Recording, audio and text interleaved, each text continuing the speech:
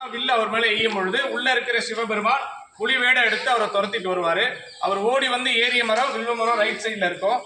ஒரு காலத்துல பெரிய மரமா இருந்துச்சு. எம்ஜிஆர் காலத்துல ஒரு பெரிய புயல் ஏற்பட்ட போது அந்த மரம் மருவி ஒரு மரம் இருக்கு. அந்த மரத்துல தான் ஏறி அமர்ந்திருப்பாரு. பொதுவா புலி மரம் ஏறும். அந்த மரத்துல முள் இருப்பதனால ஏறாம கீழே அமர்ந்துருச்சு. சாயரட்சா ஆயிடுச்சு. தூங்கி விழுந்தா புலிக்கு இரையாயிடும்னு ஒரு வில்வலையா பறிச்சு போட்டுட்டே இருப்பாரு அந்த வேடன்.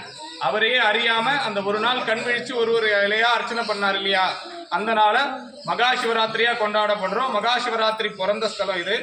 அது மட்டும் இல்லாமல் 3ஆம் குலத்துங்கன் 7ஆம் நூற்றாண்டுல இந்த லிங்கத்தை பிரதிஷ்டை பண்ணி வச்சிருக்காரு. உள்ள இருக்கிறவர் சுயம்பு மூர்த்தி, நம்ம உருவாக்கினவர் இல்ல, தானா உருவானவர். விரல் விட்டு எண்ணக்கூடிய இடங்கள்ல மட்டும்தான் சுயம்பு மூர்த்தியா காட்சி தந்து அருள்பாலிப்பாரு.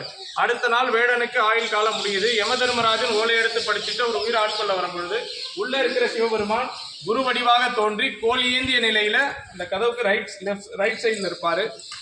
வஸ்திரம் கட்டி எல்லோ கலர்ல கோல் ஏந்திய நிலையில யம தர்மராஜனை முன்னாடி தடுத்து ஆட்கொண்டுறாரு.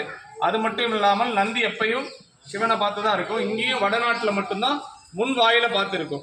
இருவருமே தடுத்து ஆட்கொண்டு இந்த வேடனுக்கு காட்சி தந்து முக்தி அளித்த ஸ்தலம் இது. சிவபெருமான் காட்சி கொடுத்த இடம் அந்த வில்வ மரத்துக்கு கீழே தான் அந்த வேடனுக்கு காட்சி தந்திருக்காரு.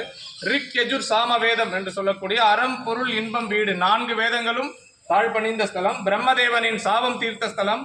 பூமாதேவியின் சாபம் தீர்த்த ஸ்தலம். கொடிமரம் கிடையாது. துவாரபாலகர் துவாரபாலிகை கிடையாது. துவாரபாலகருக்கு பதிலாக மும்மூர்த்திகளாக திகழக்கூடிய பிரம்மா விஷ்ணு ஈஸ்வரன். பிரம்மா விஷ்ணு வாயில் காவலரா இருப்பாங்க. அம்பாள்கிட்ட அனைத்திற்கும் முழுமுதல் கடவுளான விநாயக பெருமான் வாயில் காவலரா இருப்பாரு. ரைட் சைட்ல சப்த கன்னி இருப்பாங்க. சிவன் விஷ்ணு கிட்ட நிகரான வரத்தை பெற்று இங்க வரக்கூடிய பக்தர்களையும் மக்களையும் காத்து அருள்பாலித்து வராங்க. லெப்ட் சைட்ல சர்வஜன ரக்ஷாம்பிகை என்று சொல்லக்கூடிய வளையல் கை நாயகி. ஆடி மாச பூரத்துல வளையல் அணிவிச்சு கொடுப்பாங்க. அந்த வளையகாப்பு விடுறச்ச வளையல் அணிவிச்சுட்டா சுகப்பிரசவமா குழந்தை பிறக்கும். திருஞான சம்பந்தர் 3ஆம் திருமுறையில 73ஆம் அதிகாரத்துல பாடல் பெற்ற ஸ்தலம். அவர் பாடிய பாடல் பட்டயமா அங்க இந்த உண்டியலுக்கு மேல இருக்கும். சைவக்குறவர் என்று சொல்லக்கூடிய அப்பர் சுந்தரர், திருஞான சம்பந்தர், மாணிக்க வாசகர். திருஞான சம்பந்தர் பாடல் பெற்றிருந்தாலும் அவருடைய விக்கிரகம் இருக்காது. 3 வருடம் அங்க இருப்பாங்க. முன்னாடி இருக்கிற தீர்த்தம் யம தர்மராஜனால உருவாக்கப்பட்ட யம தீர்த்தம். உள்ள ஒரு கிணறு இருக்கும். அது பிரம்மதேவனால் உருவாக்கப்பட்ட பிரம்ம தீர்த்தம். அங்க ஒரு கேணி இருக்கும். அது அக்னி பகவானால் உருவாக்கப்பட்ட அக்னி தீர்த்தம். மொத்தம் 3 தீர்த்தங்கள் இங்க இருக்கு. 276 பாடல் பெற்ற ஸ்தலங்கள்ல இது 40வது ஸ்தலம். கொள்ளிடம் நதிக்கரையோடு அமர்ந்துள்ள ஸ்தலம்.